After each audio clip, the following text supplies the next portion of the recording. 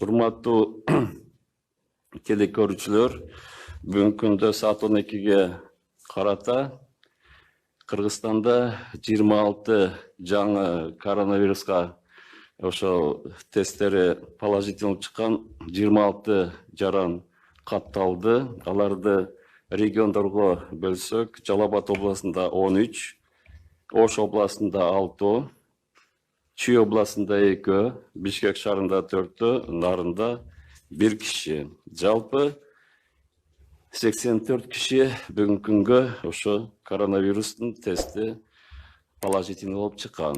Бардык ошо жаңы катталган 26 кишинин жанагындай контакт болгон адамдардын азыр биздин адистер изилдеп, биринчи этап, экинчи уровень деген ошо контакт жарандарды азыр изилдеп, анын бардыгын обсервация жана үй карантинине азыр жайгаштырып атабыз.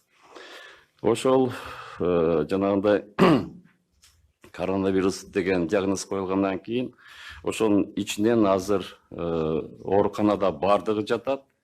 Ошонун ичине 3-өө оор акыбалда, реанимация бөлүмдөрүндө, 2 Өзгөн районунда, 1 Сузак районунда. Биздин биринчи кеткен медициналык бригада аларга күнүнкү 24 саатта ошо жардам берип атат. Анан кийин биз эртеден баштап дагы 14-15 кишини атайы пульмонологдор, жугуштуу оорулар адиси жана реаниматологдорду ошо азыр түштүк кичине акыбал кичине өзгөчө болуп атат. Ошон үчүн ошол жака жөнөтөлдү деп атабыз. Адистер даяр. Кутмандуу таңыздар менен, урматтуу телекөрүүчүлөр, радио угармандар, биз адаттагыдай республикалык штабтын пресс борборунда өзүбүздүн саат 9-га белгиленген брифингти баштоону туура көрүүдөбүз. Бүгүн биздин пресс борбордо Кыргыз Республикасынын ички иштер министринин орун басары, Бишкек шаарынын коменданты Орозалиев Алмаз Кыдырмаевич кечээ күнү Бишкек шаарында болуп өткөн абал боюнча, кырдаал боюнча кыскача маалымат берет жана кандай учурлар катталгандыгы дагы белгилейт. Биздерди бул түз эфирде сиздер ЛТР телеканалы аркылуу Пирамида, КТРК, Алато 24, Ош ТВ, Ынтымак ТВ, Биринчи радио, Кыргыз радиосу, Мен Кыял ФМ, ЛФМ жана ЛТРдин YouTube каналы аркылуу, Фейсбуктагы Кыргыз өкмөтү, социальное правительство, Биринчи радио баракчалары аркылуу түз көрүп уга алсаңыздар болот. Доброе утро, уважаемые телезрители, радиослушатели. Мы начинаем нашу традиционный брифинг, который запланировано было на 9 часов. У нас сегодня в пресс-центре заместитель министра внутренних дел, комендант города Бишкек Орозалиев Алмаз Кыдырмаевич. Алмаз Кыдырмаевич, сөз сизде. Рахмат, Жеңіс мырза.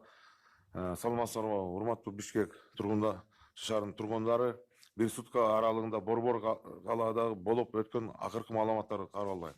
Азыркы учурда Борборубуз кырдаал көзөмөлдө алынып жарандардын коопсуздугун камсыздоо максатында ички иштер органдарынын кызматкерлери жана куралдуу күч аскерлери тарабынан тиешелүү иш-чаралар жүргүзүлдү. Бишкек шаарынын аймагында өзгөчө кырдаал учурунда коомдук коопсуздукту сактоо максатында бардыгы болуп 120 пост коюлду. Комендант саатынын учурунда 1000ден ашык ички иштер органдарынын жана куралдуу күчтөрүнүн өздүк курамы кызмат алып барып атат. Комендант саат жаралгандыгына карабай, коюлган талаптарга баш ийбей, көчөдө жүргөн 119 адам кармалган, анын ичинде 104 эркек, 15 аял. Алардын ичинен чет өлкөдөн келген жарандар 5-өө райондук ички иштер башкармаларына жеткирилген жана 67 протокол түзүлдү. Бардыгы катталган кылмыштар Бишкек шаары боюнча 28, анын ичинде 21 ачылды. Коомдук жайларда жана көчөлөрдө бир да кылмыш катталган жок. Патрулдук милициялар учурунда көчөтүлгөн режимде иш алып барууда. Ар кандай кырдаалдарды биздин жарандарга жардам берип, ар бирине сыйлоо мамиле жасашат. Ошону менен бирге шаар тургундарынын гигиеналык эрежелерди сактап, коменданттык саатта коомдук тартиптерди бузбоого чакырат. Коммуналдык тейлөөдө дүкөндөргө, дарыканаларга жана башка зарыл болгон жерлерге баруу керек болсо жана коменданттык саты улгайган ата энелерди жалгыз калтырбоого чакырабыз. Себеби коронавирус инфекциясы эң биринчи ирети дал ушул категорияларга адамдар тез жугушу мүмкүн. Андан тышкары айтып кетчү маалымат комендатура тарабынан электрондук түрдө бериле турган пропусктарды берүү максатында иш алып барууда. 1-2 күн ичинде ошо пропуск берүү системасын электрондук түрдө өткөзөбүз. Уважаемые жители города Бишкек, хочу довести до вас оперативную обстановку по городу Бишкек. Значит, за нарушение комендантского часа прошедшие сутки было задержано 119 человек. Из них 104 женщины, 104 мужчины, 15 женщин, 5 граждан иностранных государств.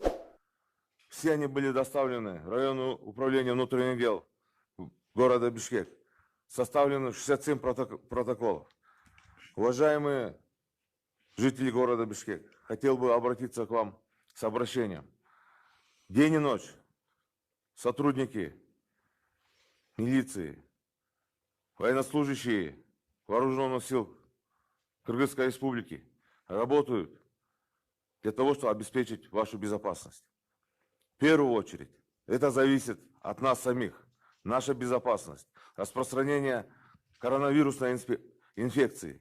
Если мы не будем сознательны, тогда она коснется нас каждого. Хотел бы обратиться к тем, кто считает, что родителей нельзя оставлять одних. С ними должны быть дети. Почему? Потому что коронавирусная инфекция в первую очередь поражает наших пожилых граждан. Уважаемые граждане, уважаемые бизнесмены, уважаемые предприниматели, в течение нескольких дней мы переводим выдачу пропусков в электронный оборот.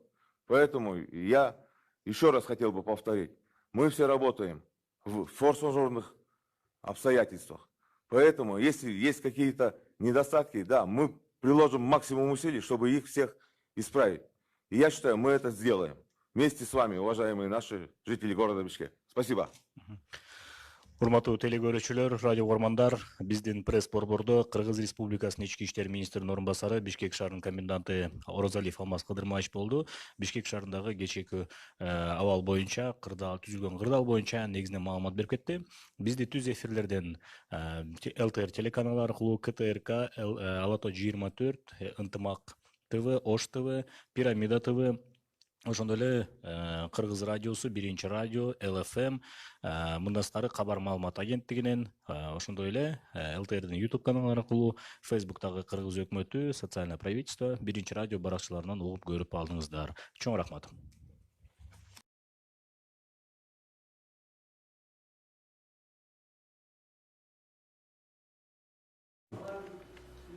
Урматтуу туугандар, урматтуу талашчылар, азыр элдердин арасынан кичине бизге проблема жаратышып атышат. Бизде талашта бүгүнкү күнгө чейин коронавирус катталган жок. Бирок башка областтарда кошулуп атат. Орусто күндө 10-15 кошулуп атат. Биз сактанып атабыз ошол. Мына бүгүн да биз немелерди алып келип, акимдер, айыл өкмөттөр тынбай дезинфекциялар жазып атабыз. Сиздерден суранып атабыз, үйдө отуруп туруңларчы деп.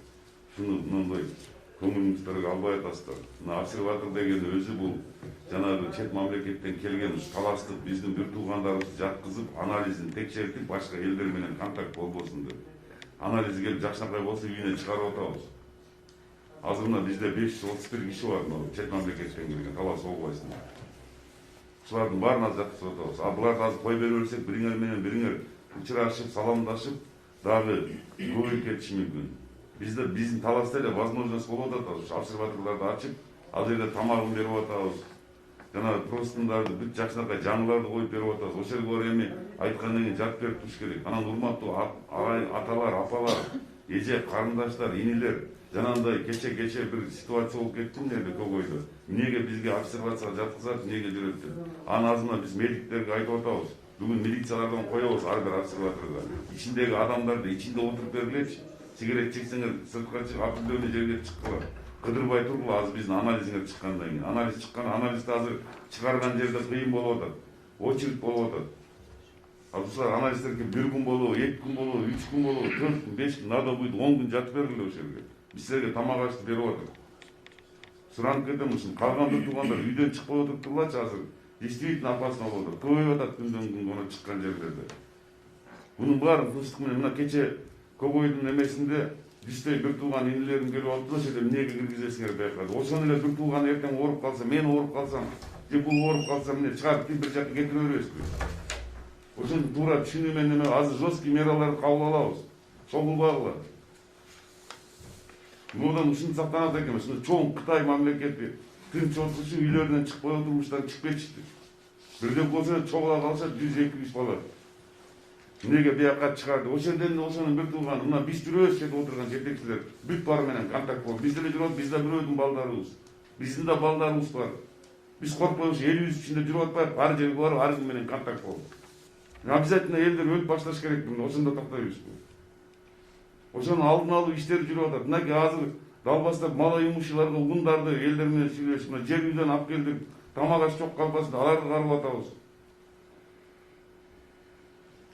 бир эле биздин мамлекетте эмес дүйнө жүзүндө кыйын болуп атат азыр ошон үчүн азыр ынтымакка келип биримдикке келип урматтуу аксакалдар жанагы WhatsApp'тан чыгып аткан бир туугандарын токтоткулачы мындай ар кандай провокацияны чыгаргандар ким провокация чыгарса азыр камалат азыр бүгүн штабтан республикалык чечим чыкты аябай чоң штрафтарды төлөйсүңөр бүгүн эртең буйрук чыкса камаласыңар ошон үчүн тынч үйүңөрдө отуруп балдарыңардын жанында огородторго чыгып поляга чыгып бириңер менен бириңер контакт болбой туруп бергиле деп ушуну эле суранып атабыз урматтуу бир туугандар урматтуу агайын туугандар түшүнгүлөчү аксакалдар айткылачы балдарга апалар айткылачы балдарыңарга